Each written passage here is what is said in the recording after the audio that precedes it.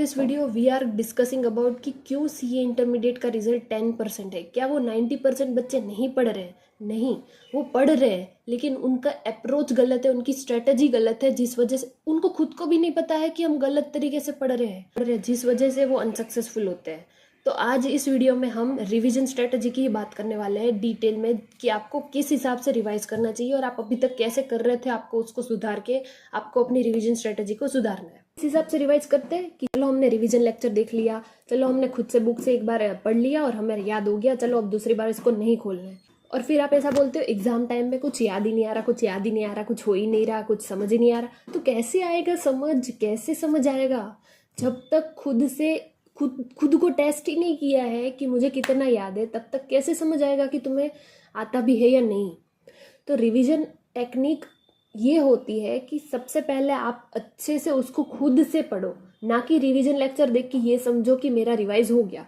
खुद से पढ़ने के लिए खुद से बुक खोलनी पड़ेगी, ऐसे खुद से बुक खोलनी पड़ेगी, फिर ऐसे खुद से एक एक लाइन पढ़नी पड़ेगी, उसको समझनी पड़ेगी, और जो नहीं समझ आ रही उसको तब के तब वापस समझना है। ऐसा नहीं कि छोड़ दिया बाद में करेंगे, ऐसे नहीं, तब के तब वापस समझना है।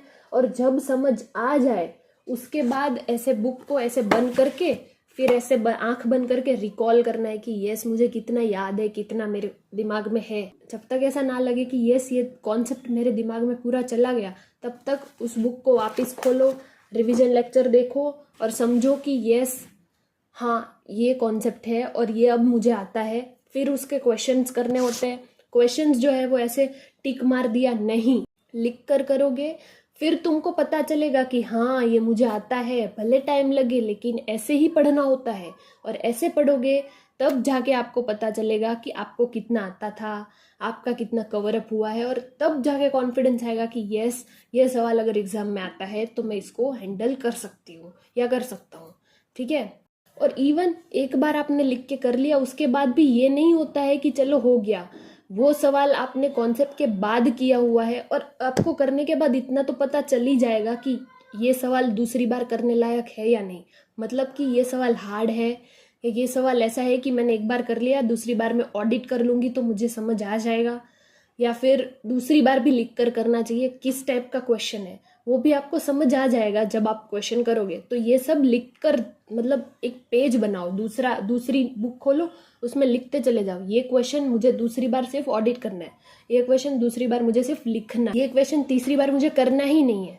तो ऐसी हर सवाल की अपनी कैटेगरी होती है, हर प्रोविजन, इवन जो प्रोविजन जो है वो भी आपको ऐसा लग रहा है, फील हो रहा है कि ये प्रोविजन मुझे याद नहीं आ रहा, मैं 2-3 बार पढ़ चुकी हूँ फिर भी, तो उस प्रोविजन को भी टिक मार दो, भी वापस जब पढ़ने चाहो तब उस प्रोविजन को भी वापस कवर करो। इस हिसाब से पढ़ना है, इस हिसाब से रिवीजन करना होता है, ना कि ये बुक खोली हो गया रिवीजन, चलो छोड़ो अब ऑडिट मार लिया, इसमें पूरा दिन चला गया, चलो मैंने तो बहुत पढ़ा है, मैंने बहुत रिवीजन किए, एग्जाम में गए आपसे सम ही सॉल्व नहीं हो रहा। तो ऐसे कौन सा रिवीजन जो है वो आपको हेल्प करेगा? इस हिसाब से करोगे तो नहीं, कोई हेल्प नहीं होने वाली ऐसे रिवीजन से। सो बेस्ट रिवीजन स्ट्रेटेजी यही होती है कि आप खुद को टेस्ट करो सबसे पहले, जो नहीं समझ आ रहा खुद को समझाओ, या तो फिर किसी छोटे बच्चे को समझा रहे हो, या फिर कोई बाजू में भले नहीं बैठा, कोई सामने भले नहीं बैठा, आप समझाओ, मतलब फिर आपको याद रहने ही वाली है वो चीज़। और जब ऐसे पढ़ोगे और ऐसे एग्जाम देने जाओगे तो एग्जाम में भी याद आएगा, हाँ मैंने इसको ऐसे पढ़ा था और अब ये मुझे याद है और मेरा हो भी गया ये। फिर एग्जाम के बाद आके तुमको एक अलग लेवल का सेटिस्फेक्शन होगा कि यस इस बार मेरा हो सकता है, इस बार मेरे अच्छे मार्क्स आ सकते हैं, इस बार मेरा एग्जाम्शन आ सकता है।